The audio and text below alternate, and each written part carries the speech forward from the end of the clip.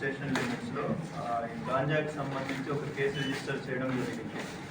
ఇందులో మనకి టోటల్గా రఫ్లీ 22 కిలోస్ గంజాని సీజ్ చేయడం జరిగింది. దాంతోపాటు కొన్ని ఒక 2 బైక్స్ని 4 మొబైల్ ఫోన్స్ని కూడా సీజ్ చేశారు. ఇందులో టోటల్గా మనకి అక్యూజ్డ్ టోటల్గా వచ్చి 12 మంది ఉన్నారు. అందులో 9 మందిని అరెస్ట్ చేయడం జరిగింది.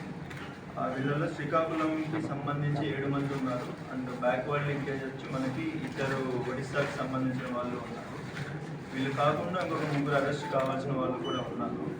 వాళ్ళని కూడా అరెస్ట్ చేసిన తర్వాత ఫర్దర్ మనకి ఏదైనా బ్యాక్వర్డ్ లింక్ కానీ ఫార్వర్డ్ లింక్ కానీ ఏదైనా ఉంటే వాళ్ళని కూడా అరెస్ట్ చేస్తాం ఫర్దర్గా కూడా ఇన్వెస్టిగేషన్ చేసి. ఇందులో మనకి చైన్ లింక్లో ఇంకొకటి తెలిసింది ఏంటంటే కన్జ్యూమర్స్ ఎవరైతే ఉన్నారో, ఎవరైతే దీన్ని గాంజాని యూజ్ చేస్తున్నారో వాళ్ళని కూడా కొంతమందిని ఐడెంటిఫై చేయడం జరిగింది. సో వాళ్ళకందరికీ ఏంటంటే ప్రొసీజర్ ప్రకారం మనం రీహాబిలిటేషన్ సెంటర్కి పంపించి అక్కడ వాళ్ళకి కౌన్సిలింగ్ ఇచ్చి ఫర్దర్గా నెక్స్ట్ ప్రాసెస్ ఏం చేయాలో అది మనం కంప్లీట్ చేస్తాం.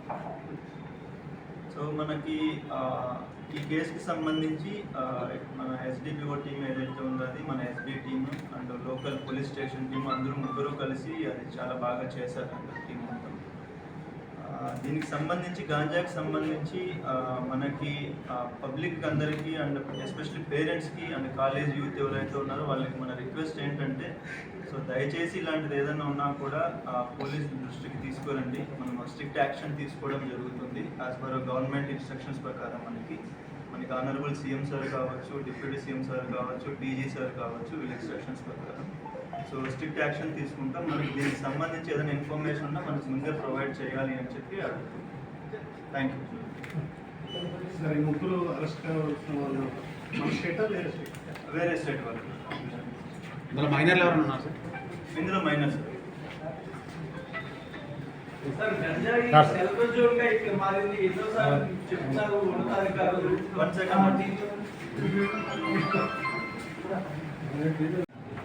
సార్ గంజాయి తరలించేందుకు ఇది సెల్ఫ్ జోన్ గా భావిస్తున్నారు చాలా మంది. చాలా తరచుగా పట్టుబడుతున్నాయి కదా, దీనికి ఏమైనా సరైన యాక్షన్ ప్లాన్తో చదువుతున్నారు? మనకి గాంజాకి సంబంధించి ట్రాన్స్పోర్టేషన్ రూట్స్ ఏవైతే ఉన్నాయో ఫస్ట్ అది ఐడెంటిఫై చేసుకున్నాం. సో ఆ రూట్స్ అన్నిటికి సంబంధించి డైనమిక్ వెహికల్ చెకింగ్ అనేది ఫస్ట్ చేస్తున్నాం. అంటే ఏంటంటే డిఫరెంట్ టైమింగ్స్లో డిఫరెంట్ ప్లేసెస్లో మనకు ఇన్ఫర్మేషన్ బేసిస్ తోటి చేస్తున్నాము. అది కాకుండా ఫిక్స్డ్గా చెక్ పోస్ట్ కూడా పెట్టడం జరిగింది. ఇచ్చాపురం దగ్గర ఒకటి, పైడి భీమవరం దగ్గర ఒకటి, పాతపట్నం దగ్గర ఒకటి, మనకి పర్లాకిమిడి నుంచి పాతపట్నంకి ఏదైతే రూట్ ఉందో అక్కడ పెట్టడం జరిగింది. దీంతో పాటు మనకి లోకల్గా ఎవరైతే ఉండి ఈ పెడిలింగ్ చేస్తున్నారో అండ్ ఇక్కడ నుంచి ఉండి ఒడిస్సా వాళ్ళతోటి అండ్ బయట వాళ్ళతోటి ఎవరైతే కోఆర్డినేట్ చేస్తున్నారో వాళ్ళని కూడా ఐడెంటిఫై చేయడం జరిగింది. వాళ్ళపైన సర్వేలెన్స్ పెట్టాము. మనకు ఇన్ఫర్మేషన్ బేసిస్ తోటి అది యాక్షన్ తీసుకోవడం జరుగుతుంది. దీంతో పాటు ఇంకొక దీనికి అడిషనల్గా ఏంటంటే అవేర్నెస్ క్యాంపెయిన్స్ రన్ చేయడం. మనకి లోకల్ కాలేజెస్ కావచ్చు, లేదంటే కన్జంప్షన్ ఎక్కడైతే ఎక్కువ ఉందో ఆ ప్లేసెస్ కావచ్చు, ఆ అవేర్నెస్ క్యాంపెయిన్స్ అన్నది మనము ఎన్జిఓస్ తోటి and other departments, health department, education department తోటి కలిసి మనం ప్లాన్ చేసుకున్నాము. అవి కూడా మనం చేస్తున్నాము. దీంతో పాటు మనకి ట్రైన్ రూట్స్ కొన్ని ఉన్నాయి.